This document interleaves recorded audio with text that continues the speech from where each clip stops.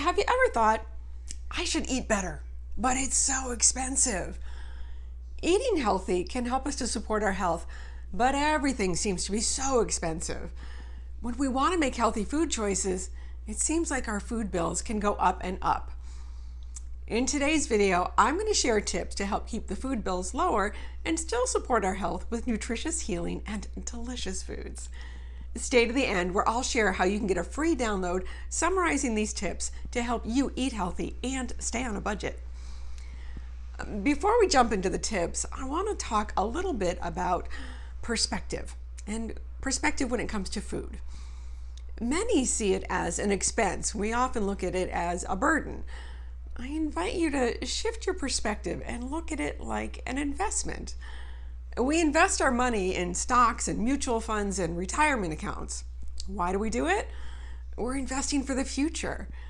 I'd like you to try to think of eating healthy foods like investing for the future. When we feed our bodies the most nutrient-dense and healthy foods that we can find, we're investing in our future health. Our bodies are these marvelous machines, and they need the best fuel possible to run well. When we eat well, we decrease inflammation, support a healthy gut microbiome, and possibly help to prevent disability. I've done videos on these topics, and I'll put links in cards above and in the description below if you'd like to check them out after this one.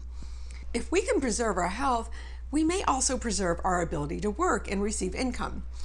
In a recent study on employment in MS, they reported that our income may drop steadily after the onset of MS. They stated that a year after diagnosis, the employment rate dropped by 6.6% and continued to drop over the years. It was 46.2% lower after 20 years than the year before diagnosis. That's a lot of income loss. If we can eat healthier, we may be able to invest in our future ability to work. We can also make eating healthy easier by shifting our perspective from one of restriction and denial to one of abundance and variety. Many wonder what in the world they will eat if they cut out the less expensive, less healthy, and highly processed options. Let me reassure you that there's plenty to eat. There are over 20,000 kinds of edible plants out there. Here's a sampling of some of the meals that I've eaten recently.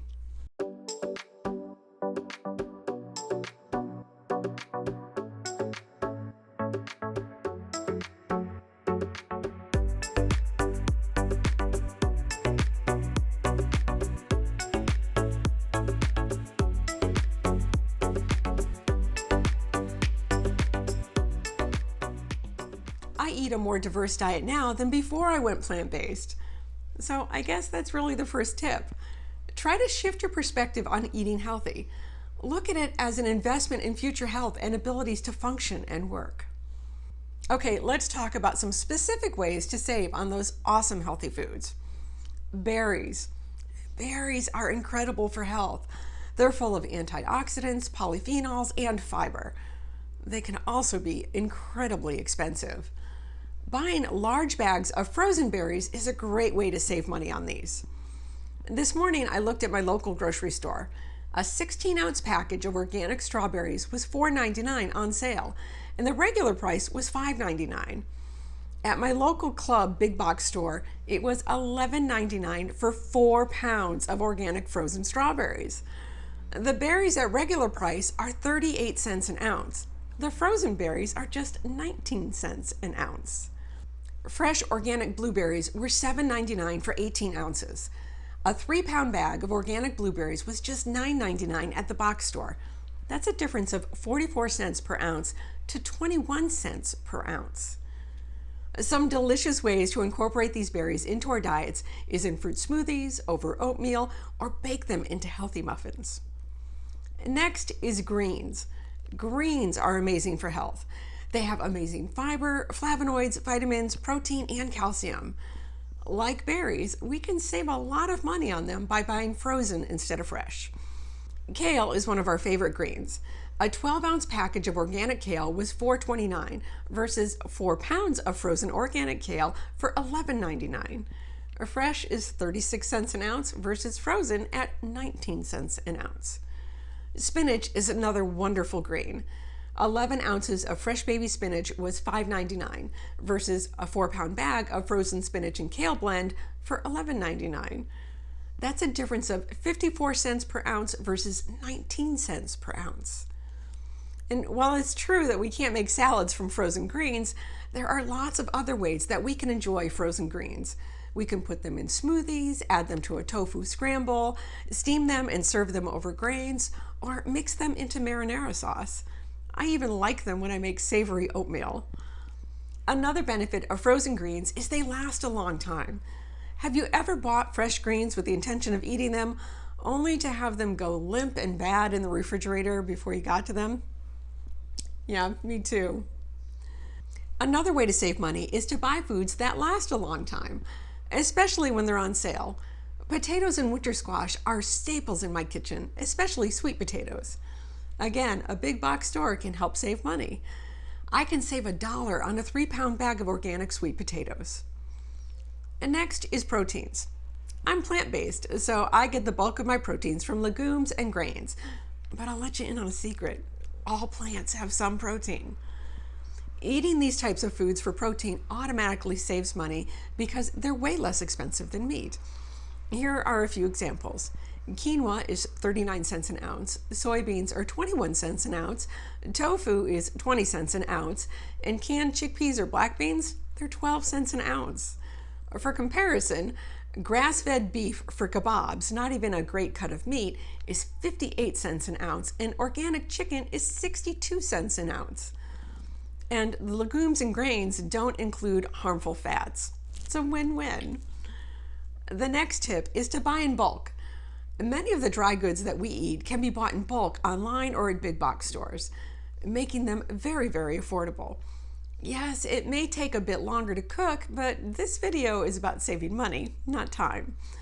Would you be interested in a video about eating healthy in less time? Ideas to make preparing healthy meals in less time? Let me know in the comments below. My next tip is to buy in season. Buying fruits and vegetables when they're in season and local can save a ton of money. When there's an abundance of a type of food, the prices come down. And when they're local and don't need to be shipped long distances, you can save even more. Where I live, lettuce, spinach, and sweet peas are great early crops. Through the summer, local corn, tomatoes, berries, and summer squashes. And in the fall, winter squashes, apples, and cranberries.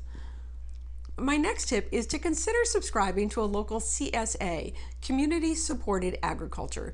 These are shares in a farm. You typically pay a set price up front and you get a box of fresh vegetables each week. Since you're buying directly from the farm, you can save money. The other benefits of buying foods this way are the foods are incredibly fresh. It doesn't have to be put on a truck and shipped for days. You're supporting local farmers, you're supporting small farms, and you might get to try new vegetables that you've never tried before. My next tip is to grow your own.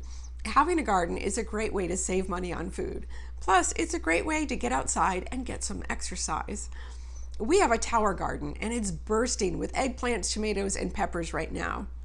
There's going to be some ratatouille in our future. Next is to shop the sales. Many of us have access to more than one grocery store. Take a moment to go to their website and sign up for their newsletter or flyers.